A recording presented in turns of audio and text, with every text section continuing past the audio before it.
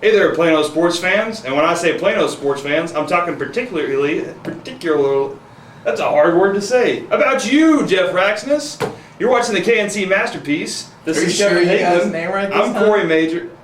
We'll see how it goes. I'm Corey Majors. We got a big game coming up this weekend. As always, a big game. That's what I say every week. Isn't that right? All right, good. Last week, I told you from Texas Stadium, Green Bay was going to lose to Dallas. I was right again. All right, Are go we ahead. talking about the Plano game? Yeah, that's another game we're going to talk about right now. Can I ask you a question real quick, though? How come when the people in Hollywood, the writers, and then the stagehands on Broadway go on strike, everyone's like, all right, they just accept it. But when we talk about going on strike, they tell us to be quiet and get in the conference room and do a video. Did I just reveal our secret location? This is our studio. That's right. All right. All right, let's talk about this. This is take 4. We got the microphone spun around the right way. Let's talk about Plano versus Spring Westfield. Region 2 semifinals, round of 16. What does Plano want to do? What does Plano have to do if they want to make it to the next round? Well, they're going to have to be more physical than Westfield. That's what I said in my preview story. And if you're reading the preview story right now, which is right to that side of us, that's right, then you're going to see physical is one of the words that we say often. Brent said it often. He said that this Westfield team is a very physical team. They're going to try and push Plano around defensively. They're going to try and push them around offensively. They didn't throw for over 100 yards more than 3 times this season. I imagine then that they ran the ball a lot, and I also imagine if you were talking about getting physical, Coach Brent must have mentioned Olivia Newton-John's smash hit single in the 1980s. That was actually the first thing he talked about during our interview session. Do you want to sing any of that right now? Or? I want to get physical. That's all I got. Anyways, Spring Westfield likes to run the ball, and that's what you're going to have to stop. You look at the past, like you said, only 3 games, more than 100 yards. But you got to be careful because as much as people can key down on stopping Rex Burkhead, if you key down and load the box up too much in terms of stopping the run, you're going to get burned on the deep pass. And I'm sure that's something they're prepared for. And not necessarily just the deep pass, but those short passes. Plano will do that all day. Last week, Nate Christian said, he said, hey, we wanted to make sure we got some short pass game going, just something on the outside that makes them spread out a little. They can't pack 8 or 9 in the box. Even still, when Mesquite did that to him, Brooks Burkhead was able to make a couple of different plays. So, but that's you're right. Chris Lott, Grant Davis, those guys like to go up the field. They like to get those big plays. Plano's lived by the big play most of the year. Big plays getting touchdowns. So that's what you're going to see there.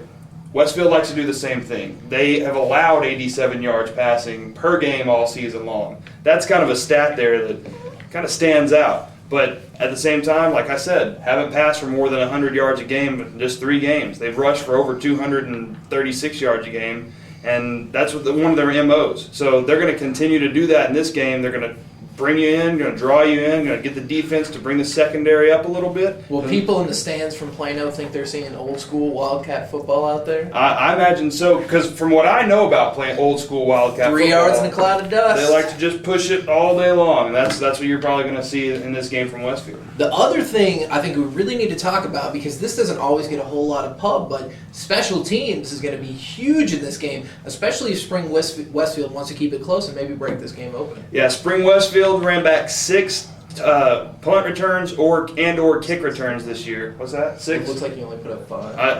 I'm bad with numbers. Anyway, they ran back 6. 3 different guys ran back 2. And they were all for big yards.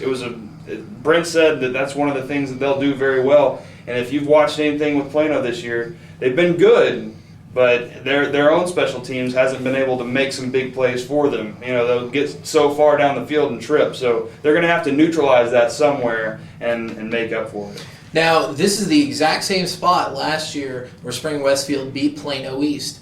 Same opponent from Spring Westfield. I just totally lost it there. Spring Westfield defeated Plano East, same round, then Spring Westfield went on to lose to Allen. So clearly this is their 5th straight year in the playoffs, 4th straight year in the playoffs? This is their 4th straight year. The Mustangs are no stranger to the playoffs, so they need to be ready. This is going to be a big game. It looks like it's going to be all about, for Plano, stopping the special teams, stopping the run. If they can do both of those things, this is going to be a walk for Plano, isn't it? I would not say walk with Spring Westfield. If they do both those things. I imagine that's going to be extremely difficult. It's going to be difficult, so either way it's going to be a fun game to watch. Do you want to throw out a prediction? Or I will predict that Jackson Jeffcoat will dominate in basketball this year. Okay, I will predict that Plano beats Spring Westfield by 7. That good? 7? 7. You think it's going to be a 7-0 game? There's no chance. You I know- like 24-17, something like that. 24-17. That's actually 7. You do the math. You need to use your fingers. No, we're not doing math again. I remember how this turned out last time. All right. Do you want to say bye to the camera? You can say bye to him. All right. For Corey, the Count Majors, I'm Kevin, the no good nickname Hageland. Remember, sports fans, keep dropping off the Corey bandwagon and joining on the Kevin bandwagon. I don't forget you people at Texas Stadium. You picked a winner and keep going with it. Did we get 7? Hey, Oh, I see what you did there. State in 07. That's what I keep hearing. All right, K&C Masterpiece, and we're done.